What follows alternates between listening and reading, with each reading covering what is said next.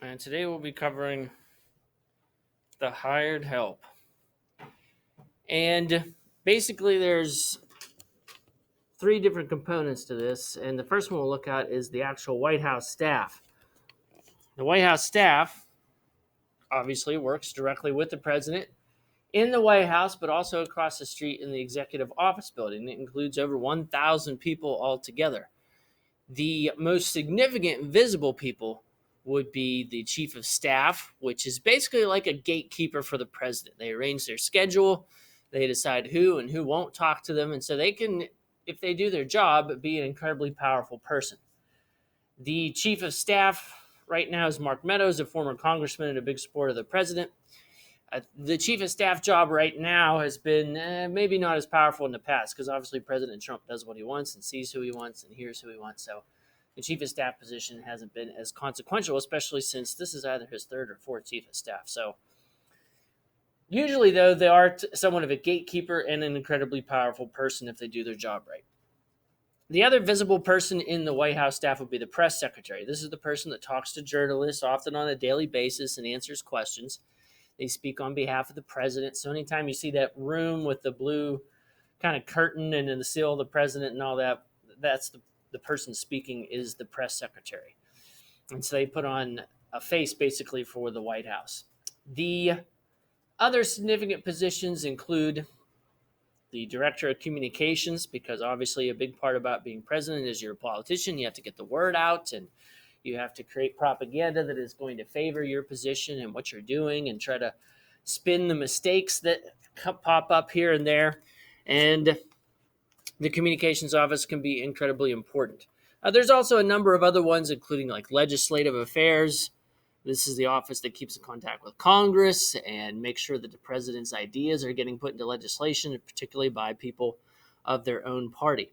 And then across the street in the executive office building are a lot of the staff that do research and help write speeches.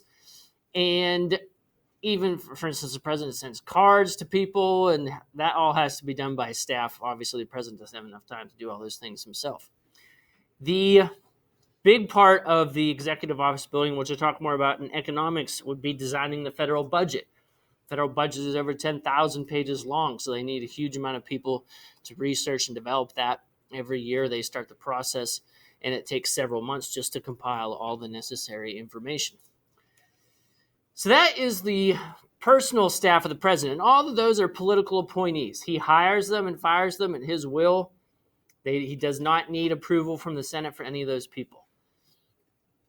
Then there is the actual cabinet and cabinet level positions. This mostly is made up of the secretaries that lead each of the individual departments. And if you want to have effective people in these jobs, you hire other politicians, governors, senators, former Congress people, those kinds of folks that have expertise in dealing with Washington, D.C., going before Congress, maybe even some of their former colleagues, and answering questions. Occasionally, they'll hire an expert, but often they're not the best at these kind of situations. For instance, the Energy Department, sometimes they hire scientists to do that job, but they aren't good with people. They're not good with going in front of politicians and schmoozing them. So it's often difficult to get an expert and put into that position to run one of these big bureaucracies and deal with Congress on a daily basis. The downside to having politicians, of course, is that they have their own egos and their own long-term plans. And so, for instance, if they think that the administration isn't doing a good job, they might become critical, perhaps even pressuring the president into firing them. So, and you might think, why would they want to do that? Well, maybe they want to be fired so they can show, look, I'm not the same as this other person, and I'm my own man or woman, and I can make up my own mind. So they might even have a purpose in creating kind of a negative, frictional relationship with a president. And while they're in office, even if they're not doing that, they're going to be putting forward their own goals, their own ambitions, and obviously the president can't check in with all 15 secretaries to see what they're doing on a regular basis. So that's a downside to having those kind of people in the offices. Yes. They just have to run through the Senate, the cabinet members. Yeah, the cabinet members have to be approved by the Senate. So that is one of the other tough things, is they have to be clean as a whistle, no skeletons in the closet, illegal immigrants working in their garden or affairs on the side or not unpaid taxes. So they also have to be pretty clean when it comes to getting a background check and being approved by the Senate. And then there's the actual federal workforce, also known as the bureaucracy. A massive amount of people, 1 to 2 million altogether, that work in all these different departments. They, of course, carry out the day-to-day operations. And when you hear bureaucrat, you think of somebody working in a cubicle in an office, but it includes all the people that work for the federal government, FBI agents, people in the Department of Education, Department of Agriculture, meat inspectors. All these people were part of the bureaucracy.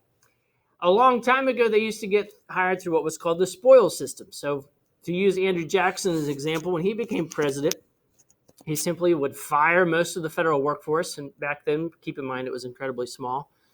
And then just hire people that he knew would be loyal to him, but also people that he might owe a favor to. Someone that helped get Democrats registered to vote in Tennessee, for instance. So he's going to appoint that person maybe to work in the State Department. Do they have any expertise at diplomacy? Nope. But that doesn't matter. He owes them a favor, so he's going to give him a job. And so that was the thing, is that a lot of these people were hired for jobs in the past and they weren't necessarily qualified. Or on top of that, they had obviously very little ethics or moral values because they were willing to take a job just because they got some votes for somebody. So there's a good chance they're also going to be more likely to take bribes or develop programs or projects that pumps money back to their own family and friends. That's known as graft. And so that was a huge problem. And it really didn't get resolved because each party was guilty of it. Then the next party came into office and they did the same thing, fired everybody, hired their own friends and family. And that continued for a long period of time until President Garfield. President Garfield, besides hearing his name right now, is there any other reason you might know that name? There's one thing he has in common with 3 other presidents. He was assassinated, yes. So he was assassinated by someone who thought he was owed a job. And this guy might have been a little mentally unbalanced, but he kept harassing and sending letters to Garfield demanding a job. And he eventually followed him to a railroad station. At this point, the security for president still wasn't that high, and ended up shooting him, and Garfield later died. The next president, Chester A. Arthur, who when he had been a governor was heavily involved in the spoils system, but there was a lot of pressure to reform it. And so the civil service system was developed instead.